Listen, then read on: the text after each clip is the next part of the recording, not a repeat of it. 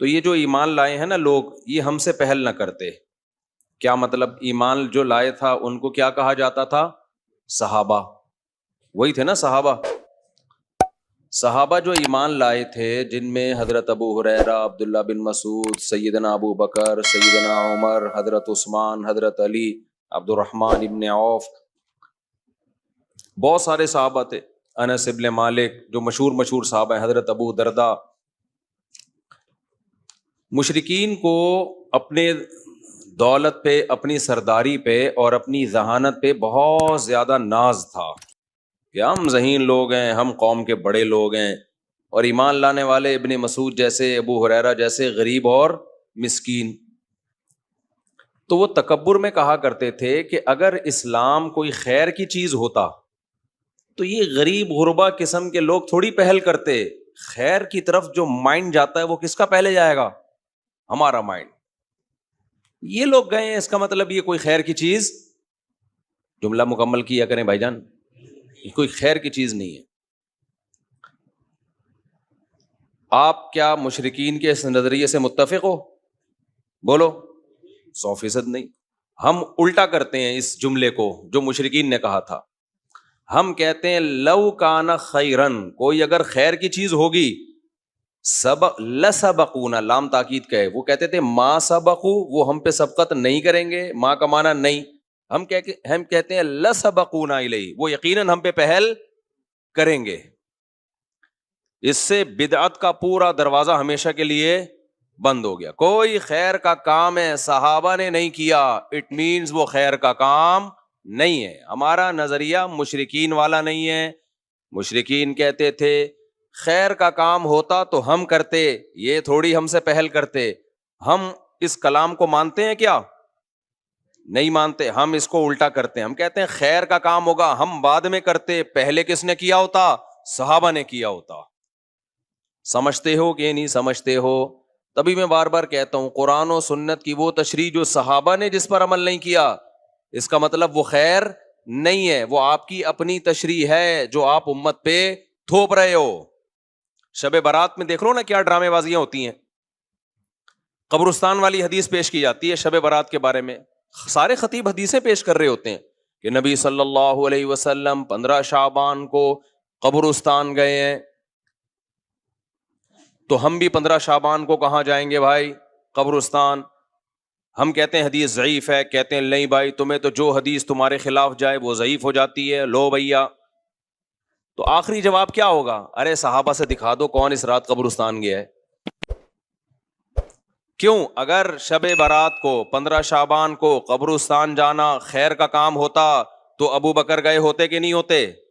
عمر گئے ہوتے کہ نہیں ہوتے؟ عثمان گئے ہوتے؟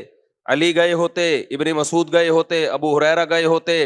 جابر بن عبداللہ گئے ہوتے؟ معاذ ابن جبل گئے ہوتے؟ سیدہ عائشہ گئی ہوتی؟ سیدہ زینب گئی ہوتی؟ یہاں تو جینٹس بھی جا رہے ہیں اور لیڈیز بھی جا رہی ہیں، اور جتھوں کی شکل میں جا رہے ہیں. اس لیے میرے بھائی یہ بدعت والا کام کیا کرو؟ بولو نا، چھوڑ دو. لو کان خیرن ما سبقونا الیہ. اذان سے پہلے اگر اس کام کی کوئی فضیلت ہوتی جو ہمارے ہاں صلاۃ والسلام پڑھا جاتا ہے بعد میں بھی پہلے بھی، تو بھائی صحابہ کرام اس کام میں ہم پہ پہل کرتے، کیونکہ وہ لوگ خیر پر ہم سے بہت زیادہ حریص تھے. تو دین کو قرآن و سنت کی ایسی تشریح جس میں آپ صحابہ کو بیچ سے ہٹا دیں، وہ تشریح اٹھا کے دیوار پہ دے مارو، چاہے وہ دیکھنے میں کتنی ہی اٹریکٹیو لگے، اس کی دلیل آپ کو کتنی ہی مضبوط لگے. سمجھتے ہو کہ نہیں سمجھتے؟ یہی وجہ ہے کہ بہت سارے فقہا بعض حدیثوں کو چھوڑ دیتے ہیں کہ بھئی ہمیں صحابہ میں اس کا یہ عمل نہیں ملتا، اور بعض کمزور حدیثیں ہوتی ہیں لے لی جاتی ہے. کیوں؟ وعلیہ العمل. وہ دلیل یہ دے رہے ہوتے ہیں اس پر کیا ہے؟ عمل ہے. اور ان سب باتوں کی دلیل جیسے قرآن کی آیت ہے، ایک اور حدیث ہے جو میں بار بار بیان میں بتاتا ہوں. آج میرا ٹاپک نہیں ہے تو میں آگے چلوں گا انشاءاللہ یہ اس کو بیان کر کے. وہ یہ کہ جب نبی صلی اللہ علیہ وسلم نے فرمایا نا امت میں 73 فرقے ہوں گے، کلہم فی النار، سب کے سب جہنم میں سوائے ایک کے.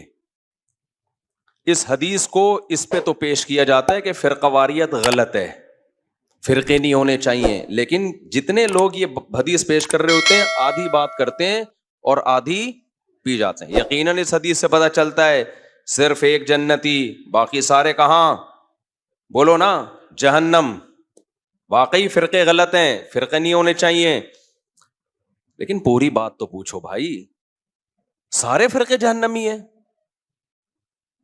سارے جہنم میں. نبی نے فرمایا ایک ان میں سے کیا ہوگا؟ بولو نا, وہ جنت میں ہوگا. وہ بھی تو فرقہ ہی ہوگا, وہ بھی تو ایک کانسیپٹ ہی ہوگا, وہ بھی تو ایک نظریہ ہی ہوگا. اگلا سوال صحابہ نے پوچھا, یا رسول اللہ کون سا فرقہ جنت میں جائے گا؟ یعنی کلہم فی النار, سارے جہنم میں, تو ایک جو جنت میں ہوگا وہ کون سا ہوگا؟ تو نبی نے جو علامت بتائی ہے اس کو خوب غور سے سنو, بار بار بتاتا ہوں. نبی یہ نہیں فرمایا کہ جو قرآن پہ چلے گا, کیونکہ ہر فرقہ اپنی نسبت کس کی طرف کرتا ہے؟ بھئی ہم تو قرآن کو تو سب مانتے ہیں, کیونکہ وہ مسلمانوں کے اندر فرقے ہوں گے نا, اسلام کی طرف نسبت کریں گے اپنی, تو قرآن تو بیسک ہے نا. کوئی فرقہ ایسا ہو سکتا ہے کہ میں مسلمانوں کا ایک فرقہ ہوں اور میں برحق ہوں؟ کیا بھئی ہے, تو دلائل کہاں سے لیتا ہے؟ میں تورات سے دلائل لیتا ہوں. میں جب ریفرنس دوں گا تورات اور انجیل کے دوں گا, تو لوگ کہیں گے یار تو جڑ سے ہی ختم ہو گیا. اس لیے قرآن کے نام پہ تو ہر شخص کوئی صحیح تشریح کرتا ہے اور قرآن کے نام کا کوئی منجن بیچتا ہے. اس لیے نبی نے یہاں قرآن کا نام نہیں لیا. یقیناً قرآن پہ چلنا ہی والا ہی برحق ہوگا, لیکن یہاں نبی تو بتا رہے ہیں نا کہ ان 73 میں ٹھیک کون سا ہوگا, تو اس کی سلیکشن کا آسان طریقہ بتایا جائے. اگر آپ بتا دیتے جو قرآن پہ چلے گا, تو ہر شخص دعویٰ کیا کر رہا ہے؟ قرآن.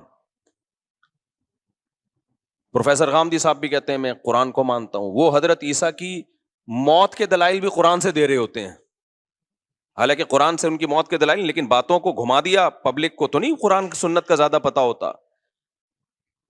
تو نبی نے کیا فرمایا؟ یہ بھی نہیں فرمایا کہ جو حدیث پہ چلے گا, اس لیے کہ بہت سے لوگ اپنی نسبت کہاں کر دیتے ہیں؟ حدیث کی طرف. لیکن حدیث کی وہ ایسی تشریح کر رہے ہوتے ہیں جو صحابہ سے ثابت نہیں ہوتی. اس لیے پوری بات نبی نے فرمائی, ما انا علیہ و اصحابی, جس پر میں ہوں اور میرے صحابہ. میں کا کیا مطلب؟ قرآن پہ تو چلنا ہے, لیکن قرآن پہ اس طرح سے چلنا ہے جیسے میں چلا. قرآن کی کوئی ایسی تفسیر مارکیٹ میں نہ لے آنا جو میرے زمانے میں نہ ملتی ہو, جس پر میرا عمل نہ ہو, اور میرے عمل کی ایسی تفسیر نہ لے آنا جو صحابہ سے ثابت نہ ہو. تبھی تو میں بار بار جو چیلنج کرتا ہوں نا, 3 طلاق ایک نہیں ہوتی, اس پہ بہت سارے اب میرے خلاف کلپ آنے لگے. ابے کسی ایک صحابی سے دکھا دو نا یار جس نے 3 طلاقوں کو ایک کہا ہو, دکھا دو نا آپ. اور حدیث کی کتابوں میں 3 کو 3 کہنے کے فتوے بھرے ہوئے ہیں, اس کا کوئی جواب نہیں دیتا. گھماتے رہتے ہیں ایکچولی یوں کر کے. چھوڑو تم قرآن و سنت کو, تم یہ بتاؤ قرآن و سنت کی وہ تشریح معتبر ہے جو صحابہ کی تھی, یا تمہاری اپنی معتبر ہے؟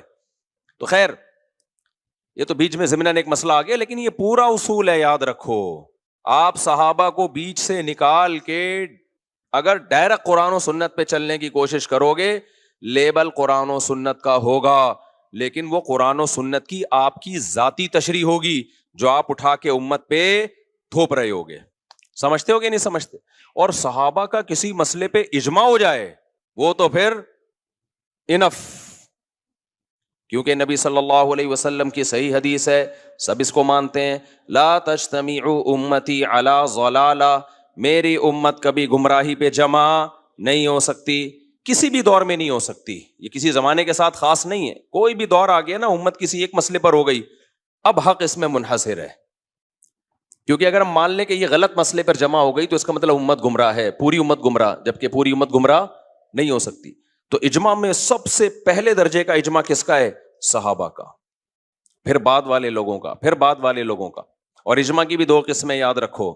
ایک اجماع تو وہ ہے کہ بہت سارے صحابہ سے ایک عمل تواتر کے ساتھ, ایک یہ ہے جس کو اجماع سکوتی کہتے ہیں.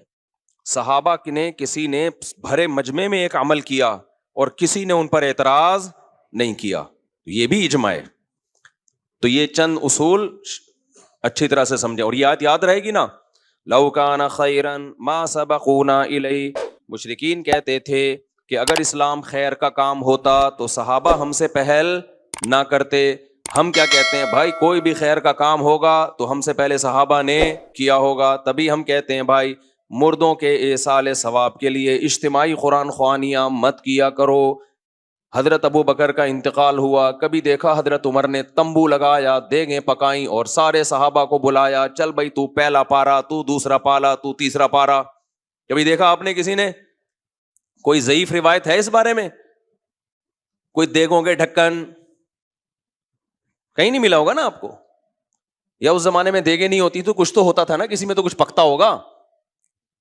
حضرت علی کی شہادت ہوئی, سیدنا عثمان کی شہادت ہوئی, کوئی برسی ہوئی؟ بولو نا کیا ہو گیا بھائی جان, چپ کیوں بیٹھے ہو؟ کوئی برسی ہمیں ملتی ہے صحابہ کے دور میں کہ فلانے کی حضرت عمر کی برسی منائی ہو, یا حضرت عثمان کی منائی ہو, یا کسی نے کسی کی ابا کی منائی ہو, اماں کی منائی ہو. یادگار کے لیے تصویریں رکھنا بزرگوں کی گھر میں. آج لوگوں نے اپنے پیر صاحب کی تصویر لٹکائی بھی ہوتی ہے. سب سے بڑے پیر تو محمد صلی اللہ علیہ وسلم تھے, اور تصویر سازی کا فن اس وقت عروج پر تھا. اس کے باوجود ہمیں نبی کی کوئی تصویر صحابہ سے نہیں ملتی. اس سے پتہ چلتا ہے عقیدت کے لیے گھروں میں تصویر لٹکانا حرام اور ناجائز ہے. نبی نے صحابہ کی ایسی ٹریننگ کی تھی تصویر کے بارے میں, ایسی تربیت کی تھی کہ نبی سے بے پناہ محبت کے باوجود بھی کسی صحابی نے یہ جرات نہیں کی. یہ جتنی تصویریں آتی ہیں نا مسلم ہیروز کی, فرضی ہوتی ہیں, مسلمان کبھی نہیں تصویر بناتے تھے. صرف ایک محمد ابن قاسم ایسا ہے لیڈر جس کی تصویر کے بارے میں مورخین کہتے ہیں اوریجنل تصویر ہے. داڑھی اس کی پوری تھی, لیکن اگر تصویر میں داڑھی کم آ رہی ہے تو غلط ہے. وہ کیوں ہے؟ اس کی وجہ ہم نے کتابوں میں پڑھی ہے. وجہ یہ ہے کہ محمد ابن قاسم جب ہندوستان یہ سندھ کے راستے سے آیا نا, یہاں تو ہندو رہتے تھے, تو اس نے یہاں اتنا انصاف دیا لوگوں کو, اور لوگوں کے ساتھ ایسا اچھا سلوک کیا محمد بن قاسم نے, کیونکہ مسلم فاتح بن کے آیا تھا. یہاں پہلے ہندوؤں کے کوئی بہت ظالم قسم کے لوگ ہوتے تھے, تو ہندوؤں کو اس سے عقیدت ہو گئی, اور ہندوؤں کو جس سے عقیدت ہو نا اس کو بھگوان بنا لیتے ہیں. وہ یہ ہمیشہ سے چلا آ رہا ہے. تو جب محمد بن قاسم واپس گیا ہے نا, ہندوؤں نے اس کی تصویریں بنا کے پوجنا شروع کر دیا اس کو. اس وجہ سے ہندوستان کی تاریخ میں کس کی تصویریں باقی رہ گئیں؟ محمد بن قاسم کی. ظاہر ہے اس میں تبدیلی آئی ہوگی, میں نہیں کہہ رہا ایگزیکٹ وہی ہے, لیکن ہمیں محمد بن قاسم کی ہندوستان میں تصویریں ملتی ہیں. وجہ اس کی ہے کہ ہندوؤں کے ساتھ اس نے اتنا اچھا سلوک کیا, اتنا اچھا سلوک کیا. یہ تو اب تاریخ کو نا مسخ کیا جا رہا ہے ایک پروپیگنڈے کے تحت. محمد بن قاسم کو ڈاکو بنا کے پیش کیا جا رہا ہے, اور اس کو ظالم بنا کے پیش کیا جا رہا ہے. اب تاریخ کیا ہو رہی ہے؟ مسخ, چینج, تاکہ جو مسلم ہیروز تھے جن کے دنیا میں بڑے کارنامے, اور اس میں ہمارے کچھ مسلم اسکالر بھی ہیں جو لیبل اسلام کا لگاتے ہیں, کام سارا وہی کر رہے ہیں جو سیکولر لوگوں کا کام ہے. سمجھتے ہو کہ نہیں سمجھتے ہو؟ تو اس سے بھی پتہ چلتا ہے بھائی گھروں میں بزرگوں کی, باپ دادا کی تصویریں بولو مت لگائے کرو. اس سے بھی ہمیں پتہ چلتا ہے کہ اگر میرے بھائی 12 ربیع الاول منانا, میں اسی سٹائل میں کہوں گا نا جس سٹائل میں تقریریں ہوتی ہیں 12 ربیع الاول, اگر 12 ربیع الاول کا حلوے مانڈے اور اس میں جو کچھ ہو رہا ہے, یہی ہو رہا ہے نا, ناچ رہے ہیں, گا رہے ہیں اور حلوے مانڈے بانٹ رہے ہیں, اگر یہ خیر کا کام ہوتا تو صحابہ نے ہم سے پہلے کیا ہوتا. پوری اسلامی تاریخ اٹھا کے دیکھ لو, صحابہ, تابعین, تبع تابعین, چاروں ائمہ, مجتہدین, امام بخاری, امام مسلم, امام ابو داؤد, جتنے محدثین فقہا گزرے ہیں, کہیں بھی ہمیں اس کا 12 ربیع الاول ان کی زندگی میں آیا اور کچھ بھی انہوں نے کیا ہو اس کا بھی ثبوت نہیں ملتا, کچھ بھی نہیں. ان کی زندگی میں جو حیثیت 11 تاریخ کی تھی وہی کیسی تھی؟ وہی 12 کی تھی, اور وہی 13 کی تھی. فقہی کتابوں میں جو اسلامک لا لکھا ہوتا ہے نا صدیوں سے, اس میں 12 تاریخ کا کوئی ایک حکم بھی الگ سے بیان نہیں کیا گیا کہ اس دن یہ کرنا زیادہ ثواب, حتیٰ کہ اس دن درود شریف کثرت سے پڑھنا بھی زیادہ ثواب نہیں ہے, عام دنوں کے جیسے ثواب ہے. جمعے کے بارے میں آتا ہے حدیث میں کہ درود شریف پڑھنے کا ثواب, صحیح حدیث صحیح ہے. ابے جمعے کے بارے میں آتا ہے کہ درود شریف پڑھنے کا ثواب جمعے کے دن عام دنوں سے زیادہ, جبکہ نبی کی پیدائش کا دن جمعہ تھا یا پیر تھا؟ پیر. لیکن ثواب کس دن زیادہ رکھا؟ جمعے کا. اسی وجہ سے ہم نے بہت سارے علماء کو دیکھا ہے جمعے کے دن عصر سے مغرب تک درود ہی پڑھتے ہیں، وہ درود شریف پڑھتے ہیں، وہ یا اور کسی بھی ٹائم پہ درود شریف کی کثرت کرتے ہیں. حالانکہ پیدائش کس دن ہوئی ہے نبی کی؟ پیر کے دن ہوئی ہے.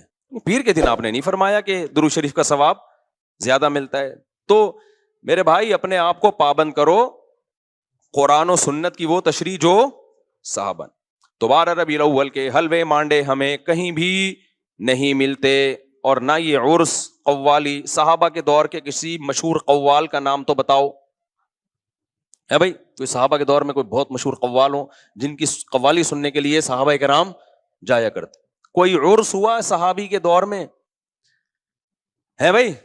کوئی عرس ہو رہا ہوگا جی، یا آج کل نا وہ بھی آ رہا ہے انٹرنیٹ پہ بڑی چیزیں آ رہی ہوتی ہیں، وجد آ رہا ہے، اچھل رہے ہیں دائیں بائیں، کوئی ایک دم ہوا. تو کوئی صحابہ کے دور میں کسی کو وجد آیا کہ جی وہ قوالی چل رہی ہو، دھمال ہوا، اور وہ حضرت عمر تو رکھ کے تھپڑ لگاتے اگر کسی کو ہوتا نا ایسے کہ انسان کا بچہ بن کے بیٹھ جائے، کیا کر رہے تو یہاں کیا ڈرامہ لگایا ہوا ہے یار، یہ کیا پن لگا کے رکھا ہوا ہے وہی کلپ چلا دو اس کے ساتھ. جب بھی کوئی ایسی قوالی میں اچھل کود کر رہا ہو نا تو لندن والے کا وہ کلپ لگا دو، کیا پن لگا کے رہا. وہ پورا جملہ مسجد کی وجہ سے میں نہیں کہہ پا رہا، کیا پن لگا کے رکھا ہوا ہے وہ چلا دیا کرو ساتھ میں. تو یہ عرس ہو گئے، قبروں پہ قوالیاں ہو گئیں، دھمال ہو گئے، اور یہ جو ٹوپی ڈرامے ہو رہے ہیں، اور بیچارے بن سج کے شب برات کو قبرستان جا رہے ہوتے ہیں. چھوڑ دو میرے بھائی یہ کام. قبرستان جب تمہیں پٹے پہ ڈال کے لے کے جائیں گے نا وہی ٹھیک ہے. اس سے پہلے جانا ہے دن میں جاؤ. قبرستان رات کو جانے کی کا موقع نہیں ہے، دن میں جاؤ اور تنہائی میں جاؤ. نبی صلی اللہ علیہ وسلم نے فرمایا فزورها فانها تذکر الاخرہ، قبرستان جایا کرو، اس سے آخرت کی یاد تازہ ہوتی ہے. وہاں جا کے کیا کرنا ہے؟ مرحوم جتنے ہیں ان کے لیے دعا کرنی ہے. سب سے پہلے تو ان کو سلام کرنا ہے، السلام علیکم یا اہل القبور، اے قبر والو تم پر سلامتی ہو. اس کا مطلب یہ نہیں کہ وہ قبر والے سن رہے ہوتے ہیں، وہ تو اللہ پہنچا دیتا ان کو سلام. تو یا اہل القبور یہ اختلافی مسئلہ ہے، اس میں پھڈے میں نہ پڑ جانا. یا اہل القبور، اے قبر والو تم پر سلامتی ہو. آگے جملہ بڑا ڈینجرس ہے، وہ بھی بول لیا کرو، انتم لنا سلف، تم پہلے چلے گئے، ونحن وإنا ان شاء اللہ بکم لاحقون، اور ونحن بکم خلف، اور ہم تمہارے بعد آنے والے ہیں. وإنا ان شاء اللہ بکم لاحقون، اللہ نے چاہا تو عن قریب ہم بھی یہیں پہنچنے والے ہیں. بہت ڈر لگے گا، کپ کپانے لگو گے، کیا باتیں کر رہا ہوں میں، لیکن بھائی ایسا تو یہ تو ہوگا. تو اس سے عبرت حاصل ہوتی ہے کہ بھائی ہم نے بھی ایک دن یہاں سے پتلی گلی سے نکلنا ہے. تو یہ کام کیا کرو قبرستان میں جا کے. اور یہ جتھے بنا کے جانے میں، جتھوں میں تو کیا ہوتا ہے، گپیں لگ رہی ہوتی ہیں، اور سنا یار یہ گھڑی کہاں سے خریدی، موبائل وہی پرانا چل رہا ہے، ابھی تو نیا آ چکا ہے.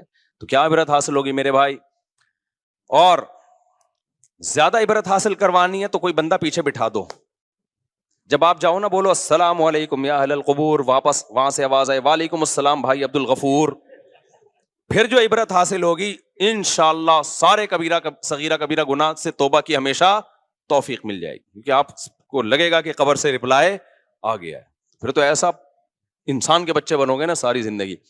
تو خیر یہ آیت یاد رکھیں، جتنی بدعتیں ہیں تو سب اسی میں داخل ہیں. تو چھوڑ دو ان بدعتوں کو میرے بھائی، سیدھا سیدھا صاف ستھرا ملت بیضاء جو اللہ اس کے رسول نے ہمیں دیا ہے، صاف ستھرا دین.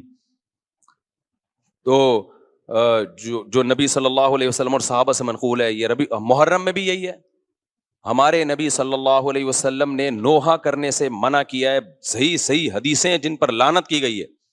اہل بیت کبھی بھی میتوں پہ چیخے نہیں مارتے تھے، کبھی بھی نوحے نہیں کرتے تھے، صبر کر کیا ہے انہوں نے. تو ہمیں بھی کیا حکم ہے میرے بھائی، نہ ہم نے برسیاں منانی ہیں، اور نہ ہم نے گریبان چاک کرنے ہیں، نہ ہم نے سینوں کو پیٹنا ہے. اور ویسے بھی شہید کا کوئی شہید تو زندہ ہوتا ہے، اور ہم زندہ جاوید کا ماتم نہیں کرتے. سمجھتے ہو کہ نہیں سمجھتے؟ تو ہم نے بھائی صحابہ کو فالو کرنا ہے، ہمارے پاس جو دین چلا آ رہا ہے. اور پھر بار بار کہتا ہوں کسی کے مسلک کو چھیڑو نہیں، اپنے کو چھوڑو نہیں. یہ اس لیے نہیں کہتا اپنا غلط ہے اس لیے نہیں چھوڑو، اپنا صحیح ہو تو اس صحیح کی بات کر رہا ہوں، چھیڑنے سے منع کر رہا ہوں. کیونکہ آپ دلیل کی دنیا میں بات اپنی دنیا کے سامنے رکھ دو، بس اتنا تو چھیڑنا ضروری ہے. آگے بحث مباحثہ کرنے کی کوشش مت کرو, اس سے اختلاف پیدا ہوتا ہے, جھگڑے پیدا ہوتے ہیں, ملک میں فساد پیدا ہوتا ہے. یہ مطلب ہے میرا کہ دوسرے کو چھیڑو نہیں. سمجھتے ہو کہ نہیں سمجھتے؟ اور اپنے کو چھوڑو نہیں کا مطلب یہ نہیں کہ اگر اپنا غلط ہونا ثابت ہو جائے تو بھی نہیں چھوڑو. تو اپنے سے میری مراد ہمارا اپنا, جس کو ہم صحیح سمجھتے ہیں, اس کے بارے میں ہم کہہ رہے ہیں. میری ہر چیز کو لوگ غلط لے کے جاتے ہیں کہ اچھا تمہارا مسئلہ غلط ہو تو بھی نہیں چھوڑو. غلط ہونا ثابت ہو جائے گا 2 منٹ میں چھوڑ دیں گے انشاءاللہ. ثابت تک کرو میرے بھائی, تمہارے کہنے سے تھوڑی ثابت ہوگا. کیونکہ ہمیں فخر ہے کہ ہم ائمہ اربعہ کو فالو کرتے ہیں, چاروں اماموں کو مانتے ہیں برحق. اور ائمہ اربعہ نے قرآن سنت اور کس کو اصل بنایا؟ صحابہ کو. وہ قرآن و سنت کی وہ تشریحات نہیں کرتے جو صحابہ سے ثابت نہ ہو.